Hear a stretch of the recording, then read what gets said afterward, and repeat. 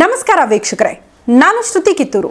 ಧರ್ಮಸ್ಥಳ ಕೇಸ್ಗೆ ಸಂಬಂಧಪಟ್ಟಂತೆ ಸಾಕಷ್ಟು ಬೆಳವಣಿಗೆ ಆಗ್ತಾ ಇದೆ. ನ್ಯೂಸ್ ಬಿಟ್ ಲೈವ್ ಹೊಸ ವಿಚಾರಗಳನ್ನ ಈ ಧರ್ಮಸ್ಥಳ ಕೇಸ್ಗೆ ಸಂಬಂಧಪಟ್ಟಂತೆ ನಿಮ್ಮ ತನಕ ತಲುಪಿಸುವ ಕೆಲಸವನ್ನ ಕೂಡ ಮಾಡ್ತಾ ಇದ್ದೀವಿ. ಈಗ ಹೊಸದೊಂದು ವಿಚಾರವನ್ನ ತಂದಿದ್ದೀವಿ. ಪ್ರಮುಖವಾಗಿ ಇದನ್ನ ಗಮನಿಸಿದ ಮೇಲೆ ಇದನ್ನ ಸಾಧನೆ ಅನ್ಕೊಳ್ತಿರೋ ಅಥವಾ ಕಪ್ಪು ಚುಕ್ಕೆ ಅನ್ಕೊಳ್ತಿರೋ ಅದು ನಿಮಗೆ ಬಿಟ್ಟಿರುವಂತಹ ವಿಚಾರ. ಕಾರಣ ಇಷ್ಟೇ, ಜಾಗತಿಕ ವಿಶ್ವಕೋಶ ಅನಿಸ್ಕೊಳ್ಳುವಂತಹ ವಿಕಿಪೀಡಿಯಾದಲ್ಲಿ ಸದ್ಯ ಧರ್ಮಸ್ಥಳ ಕೇಸ್ಗೆ ಸಂಬಂಧಪಟ್ಟಂತ ಒಂದು ಪೇಜ್ ಓಪನ್ ಆಗಿದೆ.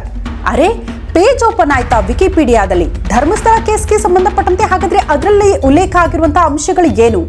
ಯಾಕಿದು ಬಹಳ ಇಂಪಾರ್ಟೆಂಟ್ ಆಗುತ್ತೆ ಅಂದ್ರೆ, ಜಸ್ಟ್ ನಮ್ಮ ದೇಶ ಮಾತ್ರ ಅಲ್ಲ, ಇಲ್ಲೆಲ್ಲೋ ಕೂತ್ಕೊಂಡು ನಾವು ಯಾವುದೋ ಕೇಸ್ಗೆ ಸಂಬಂಧಪಟ್ಟಂತೆ ಮಾಹಿತಿ ಪಡೆದುಕೊಳ್ಬೇಕು ಅಂದ್ರೆ ನೇರವಾಗಿ ಹೋಗೋದೇ ವಿಕಿಪೀಡಿಯಾಗೆ.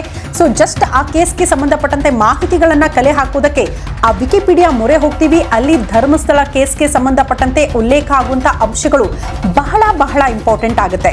ಹಾಗಾದ್ರೆ ಈ ಪೇಜ್ ಅಲ್ಲಿ ಉಲ್ಲೇಖ ಆಗಿರುವಂತಹ ಅಂಶಗಳು ಏನು? ಯಾಕೆ ವಿಕಿಪೀಡಿಯಾದಲ್ಲಿ ಧರ್ಮಸ್ಥಳ ಕೇಸ್ಗೆ ಸಂಬಂಧಪಟ್ಟಂತಹ ಪೇಜ್ ಓಪನ್ ಆಯಿತು?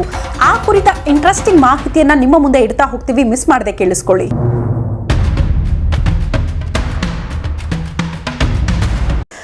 ಪ್ರಮುಖವಾಗಿ ಧರ್ಮಸ್ಥಳ ಕೇಸ್ ವಿಕಿಪೀಡಿಯಾದಲ್ಲಿ ಒಂದು ಪೇಜ್ ಓಪನ್ ಆಗುತ್ತೆ. ಅದರಲ್ಲಿ ಧರ್ಮಸ್ಥಳ ಕೇಸ್ಗೆ ಸಂಬಂಧಪಟ್ಟಂತೆ ಒಂದಷ್ಟು ಅಂಶಗಳನ್ನ ಉಲ್ಲೇಖ ಮಾಡ್ತಾರೆ ಅಂತ ಆದ್ರೆ ಬಹುತೇಕರಿಗೆ ಅದು ಆಶ್ಚರ್ಯ ಅನ್ನಿಸಬಹುದು. ಈ ಹಿಂದೆ ಯಾವ ಪ್ರಕರಣಕ್ಕೆ ಸಂಬಂಧಪಟ್ಟಂತೆ ಇಷ್ಟು ದೊಡ್ಡ ಮಟ್ಟದಲ್ಲಿ ವಿಕಿಪೀಡಿಯಾ ಮತ್ತೆ ಚರ್ಚೆಗೆ ಬಂದಿತ್ತು ರಾಜ್ಯದ ಮಟ್ಟಿಗೆ ಅಂತ ಅಂದ್ರೆ ನಿಮಗೆಲ್ಲ ಗೊತ್ತು, ರೇಣುಕಾಸ್ವಾಮಿ ಕೊಲೆ ಪ್ರಕರಣ. ಆ ವಿಚಾರಗಳು ಯಾವ ರೀತಿ ಅಂದ್ರೆ ಉಲ್ಲೇಖ ಆಗಿತ್ತು ಅಂದ್ರೆ, ರೇಣುಕಾಸ್ವಾಮಿಯನ್ನ ಎಷ್ಟು ಭೀಕರವಾಗಿ ಬಿಭತ್ಸವಾಗಿ ಕೊಲೆ ಮಾಡಲಾಗಿದೆ, ಒಬ್ಬ ಸ್ಟಾರ್ ನಟನ ಪಾತ್ರ ಏನು, ತನಿಖೆಯ ವಿಚಾರ, ಎಲ್ಲ ಅಂಶಗಳನ್ನ ಇಂಚಾಕಿ ವಿಕಿಪೀಡಿಯಾ ಪೇಜ್ ಅಲ್ಲಿ ರೇಣುಕಾಸ್ವಾಮಿ ಕೊಲೆ ಪ್ರಕರಣಕ್ಕೆ ಸಂಬಂಧಪಟ್ಟಂತೆ ಉಲ್ಲೇಖ ಮಾಡಿದ್ದು ದೊಡ್ಡ ಮಟ್ಟದ ಸಂಚಲನವನ್ನ ಸೃಷ್ಟಿ ಮಾಡಿತ್ತು. ಯಾರು ಎಲ್ಲೇ ಕೂತ್ಕೊಂಡ್ರು ಜಸ್ಟ್ ರೇಣುಕಾಸ್ವಾಮಿ ಅನ್ನುವಂತ ಹೆಸರನ್ನ ಟೈಪ್ ಮಾಡಿದ್ರೆ ಸಾಕಾಗಿತ್ತು, ಇಡೀ ಪ್ರಕರಣದ ಹಿಸ್ಟ್ರಿ ವಿಕಿಪೀಡಿಯಾದಲ್ಲಿ ನೋಡೋದಕ್ಕೆ ಸಿಗ್ತಾ ಇತ್ತು. ಅದೇ ರೀತಿ ಮುಂದುವರೆದು ಈಗ ಧರ್ಮಸ್ಥಳ ಕೇಸ್ ಇಡೀ ರಾಜ್ಯ ಮಾತ್ರ ಅಲ್ಲ, ದೇಶ ಮಾತ್ರ ಅಲ್ಲ, ವಿದೇಶದ ಸುದ್ದಿ ಮಾಧ್ಯಮಗಳಲ್ಲೂ ಕೂಡ ಈ ವಿಚಾರಗಳು ಸದ್ದು ಮಾಡ್ತಾ ಇದ್ದ ಹೊತ್ತಲ್ಲೇ ವಿಕಿಪೀಡಿಯಾದಲ್ಲಿ ಧರ್ಮಸ್ಥಳ ಕೇಸ್ಗೆ ಸಂಬಂಧಪಟ್ಟಂತೆ ಒಂದು ಪೇಜ್ ಓಪನ್ ಆಗುತ್ತೆ. ಅಲ್ಲಿ ಒಂದಷ್ಟು ಅಂಶಗಳು ಉಲ್ಲೇಖ ಆಗುತ್ತೆ ಅಂದ್ರೆ ಎಷ್ಟರ ಮಟ್ಟಿಗೆ ಈ ಪ್ರಕರಣ ತೀವ್ರತೆಯನ್ನು ಪಡೆದುಕೊಂಡಿದೆ ಅನ್ನೋದು ಕೂಡ ಬಹುದೊಡ್ಡ ಪ್ರಶ್ನೆ ಆಗುತ್ತೆ. ಸಹಜವಾಗಿ ವಿಕಿಪೀಡಿಯಾದಲ್ಲಿ ನಿಮಗೆ ಯಾವುದಾದ್ರೂ ಒಂದು ಪ್ರಕರಣಕ್ಕೆ ಸಂಬಂಧಪಟ್ಟಂತೆ ಸಂಪೂರ್ಣ ಮಾಹಿತಿ ಇದ್ರೆ ನೀವೇ ಒಂದು ಪೇಜ್ ಓಪನ್ ಮಾಡಬಹುದು, ಅಲ್ಲಿ ಒಂದಷ್ಟು ಅಂಶಗಳನ್ನ ಉಲ್ಲೇಖ ಮಾಡಬಹುದು.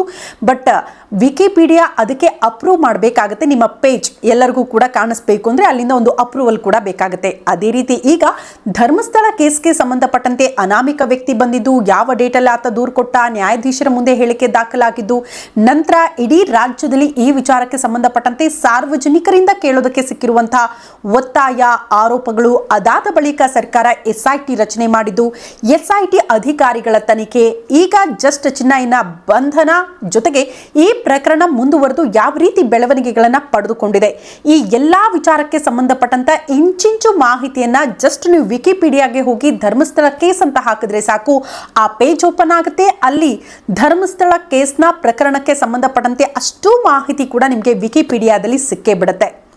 ಈಗ ಒಂದು ಅಂತೂ ಬಹಳ ಸ್ಪಷ್ಟ, ಸತ್ಯಾಸತ್ಯತೆ ಇನ್ನೂ ಹೊರಗಡೆ ಬಂದಿಲ್ಲ. ಆಲ್ರೆಡಿ ಪೇಜ್ ಓಪನ್ ಆಗುತ್ತೆ, ಅಲ್ಲೊಂದಷ್ಟು ಅಂಶಗಳು ಉಲ್ಲೇಖ ಮಾಡುತ್ತಾರೆ.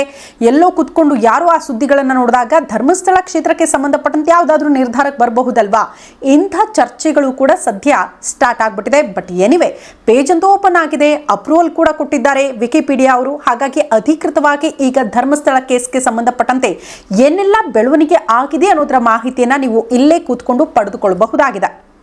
ಪ್ರಮುಖವಾಗಿ ನಿಮಗೆಲ್ಲ ಗೊತ್ತು, ವಿಕಿಪೀಡಿಯಾದಲ್ಲಿ ಯಾವುದೇ ಸುದ್ದಿಯನ್ನು ಅವಲೋಕನ ಮಾಡ್ತೀರಿ, ಓದುತ್ತೀರಿ, ತಿಳ್ಕೊಳ್ತೀರಿ ಅಂತ ಆದ್ರೆ ಅಲ್ಲಿ ಯಾವುದೇ ರೀತಿಯ ಜಾಹೀರಾತುಗಳಿರಲ್ಲ. ಸಂಪೂರ್ಣ ಮಾಹಿತಿ ಒಂದು ಕೇಸ್ಗೆ ಸಂಬಂಧಪಟ್ಟಂತೆ ವಿಕಿಪೀಡಿಯಾದಲ್ಲಿ ಸಿಕ್ಬಿಡುತ್ತೆ.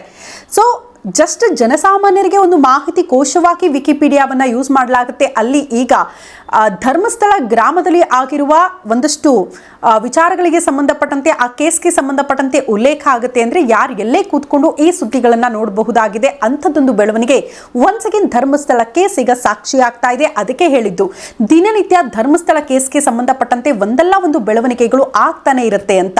ಸೊ ಜನ ಈಗ ಇದೆಲ್ಲ ವಿಚಾರಗಳನ್ನ ತಿಳಿದುಕೊಂಡ ಬಳಿಕ, ತನಿಖೆಯ ವಿಚಾರಗಳನ್ನ ಅಲ್ಲಿ ಗಮನಿಸಿದ ಬಳಿಕ ಜನನೇ ಮೋಸ್ಟ್ಲಿ ಒಂದು ನಿರ್ಧಾರಕ್ಕೆ ಬಂದ್ಬಿಡ್ತಾರೆ. ಈಗ ಆಲ್ರೆಡಿ ಬಂದಿದ್ದಾರೆ ಕೂಡ. ಇನ್ನು ಸತ್ಯಾಸತ್ಯತೆ ಹೊರಗಡೆ ಬರುವ ಹಂತದಲ್ಲೇ ಒಂದು ಕ್ಲಾರಿಟಿ ಅಂತೂ ಜನಕ್ಕೆ ಸಿಕ್ಕಾಗಿದೆ ಧರ್ಮಸ್ಥಳ ಕೇಸ್ಗೆ ಸಂಬಂಧಪಟ್ಟಂತೆ. ಒಬ್ರು ಮಾಡಿದ್ದು ನಿಜ, ಅದನ್ನ ಮುಚ್ಚಿ ಹಾಕೋ ಪ್ರಯತ್ನ ಆಯ್ತು, ಕೇಸನ್ನ ಡೈವರ್ಟ್ ಮಾಡಿದ್ರು, ಇಂಥ ಅಭಿಪ್ರಾಯಗಳನ್ನ ವ್ಯಕ್ತಪಡಿಸಿದ್ರೆ ಇನ್ನೂ ಕೆಲವರು ಮುಂದುವರೆದು ಯಾರು ಷಡ್ಯಂತ್ರ ಮಾಡಿದ್ದು, ಷಡ್ಯಂತ್ರಕ್ಕೆ ಧರ್ಮಸ್ಥಳ ಕ್ಷೇತ್ರಕ್ಕೆ ಅಪಪ್ರಚಾರ ಆಗೋಯ್ತಲ್ಲ, ಇಂಥ ನಿರ್ಧಾರಗಳಿಗೆ ಕೆಲವರು ಬಂದಿದ್ದಾರೆ. ಬಟ್ ಎನಿವೆ, ಪ್ರಜಾಪ್ರಭುತ್ವ ವ್ಯವಸ್ಥೆಯಲ್ಲಿ ನಮಗೂ ನಿಮಗೂ ಇರುವಂತಹ ಅಭಿಪ್ರಾಯಗಳನ್ನ ವ್ಯಕ್ತಪಡಿಸೋದಕ್ಕೊಂದು ಅವಕಾಶ ಇರುತ್ತೆ. ನಿಮ್ಮ ಅಭಿಪ್ರಾಯಗಳಿಗೆ ಬಿಟ್ಟಿದ್ದು ಧರ್ಮಸ್ಥಳ ಕೇಸ್ನ ಈ ಪ್ರಕರಣದ ತನಿಖೆ ಜೊತೆಗೆ ಆಗಿರುವ ಬೆಳವಣಿಗೆಗಳನ್ನ ನೀವು ಹೇಗೆ ಪಡೆದುಕೊಳ್ತೀರಿ ಅಂತ. ಸೊ ಈ ಮಾಹಿತಿ ಇಷ್ಟವಾಗಿದ್ರೆ ನ್ಯೂಸ್ ಬಿಟ್ ಲೈವ್ಗೆ ಸಬ್ಸ್ಕ್ರೈಬ್ ಆಗಿ ಸಪೋರ್ಟ್ ಮಾಡಿ. ಮುಂದಿನ ಸಂಚಿಕೆಯಲ್ಲಿ ಮತ್ತೊಂದು ಮಾಹಿತಿ ಹೊತ್ತು ನಿಮ್ಮ ಮುಂದೆ ಬರ್ತೀವಿ. ಅಲ್ಲಿ ತನಕ ನಮಸ್ಕಾರ.